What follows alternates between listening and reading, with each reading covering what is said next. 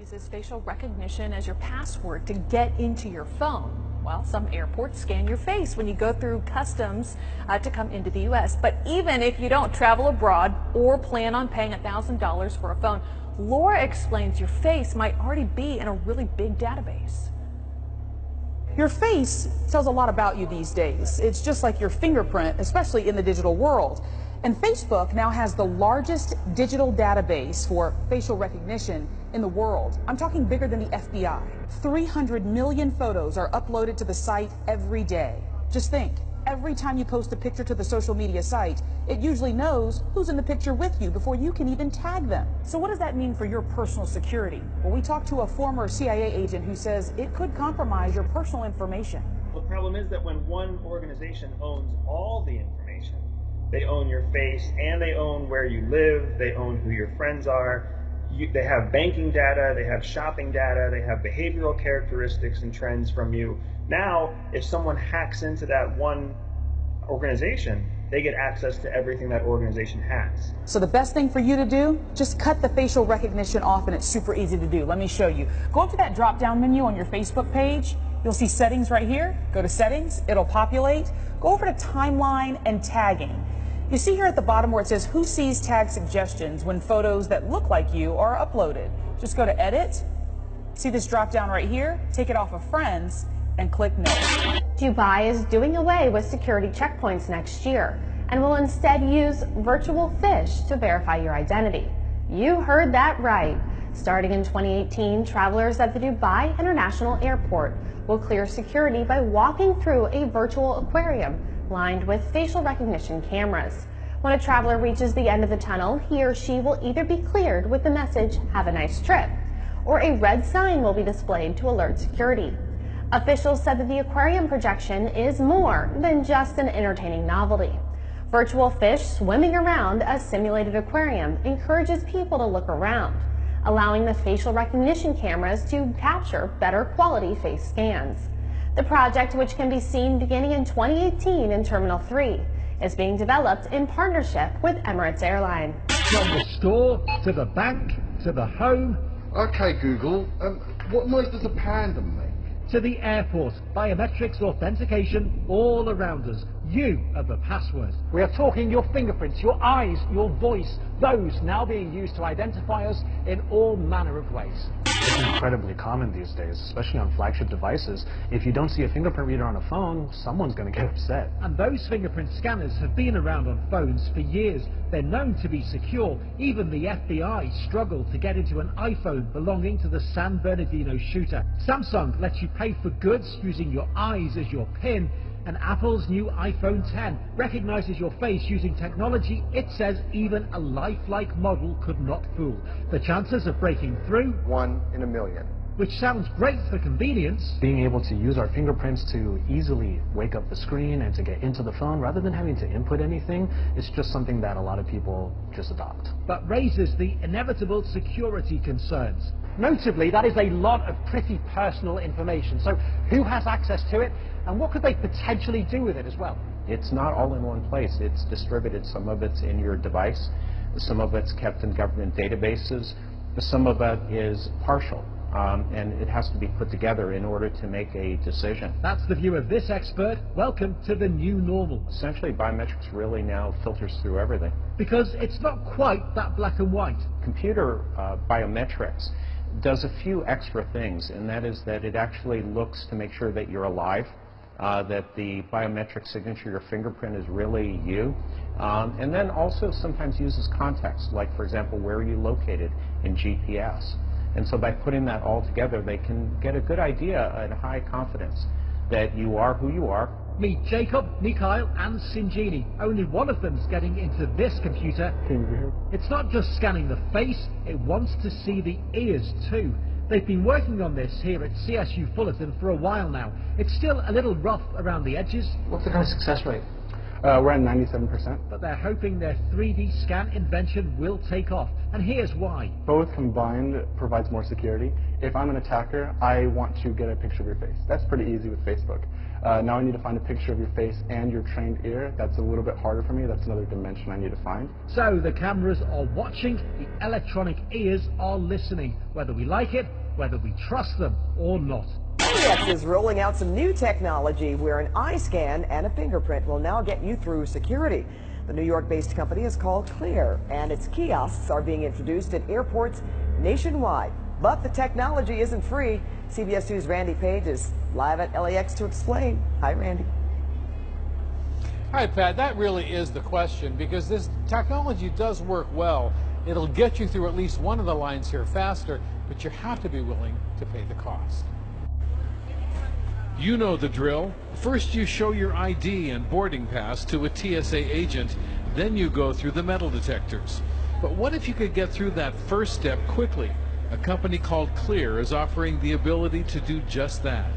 You walk up to a Clear kiosk, scan your boarding pass and provide a fingerprint or an eye scan, and you're off to the line for the metal detectors. In less than a half of a second, we validate who you are, we validate your travel document, and you're into the physical screening process. It is a service that allows you to skip having to show your boarding pass and ID, but you still have to go through the x-ray machines or metal detectors. The cost, $179 a year. Worth it? Kim Smith says not for that kind of money. It would not be worth the money to me. No, not for $179 a year. Dave Burt says, sign me up. If you're late for a flight, you want to move quick, retina, piece of cake, in and out. I love it. Great idea. And since you're providing Clear with personal information, including fingerprints and eye scans, what about the potential for identity theft?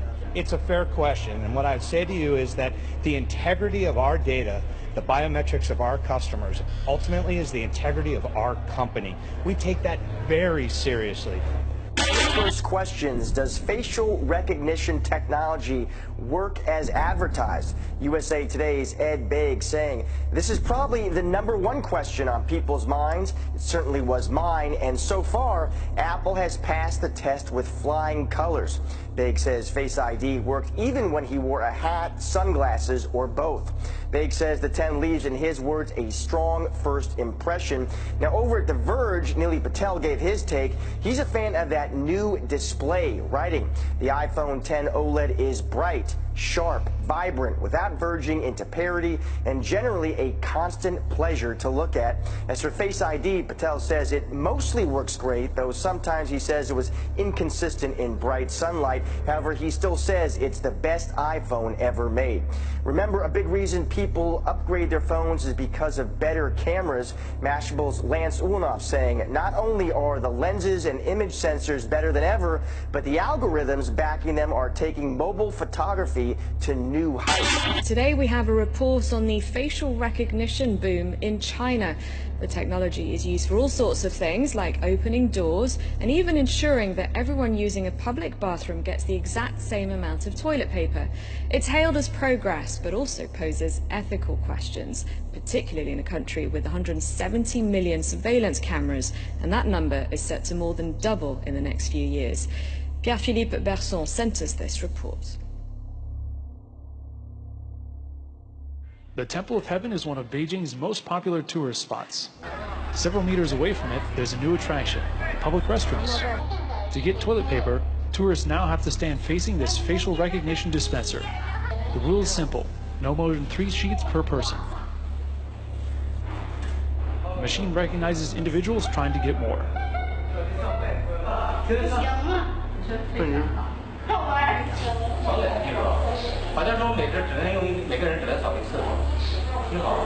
Installed last March as a trial, this kind of dispenser could see wide use in the near future. In China, facial recognition isn't limited to just bathrooms. The technology is getting more visible on campus, too. In female dormitories at Beijing Normal University, keys are no longer used. The door automatically opens after a face scanning process. In some months, every building will be equipped with such machines. This hasn't raised any concern among the students. This is much safer. Unknown individuals can't get in. This is not a science fiction nightmare. This is just progress. Technology makes our life better.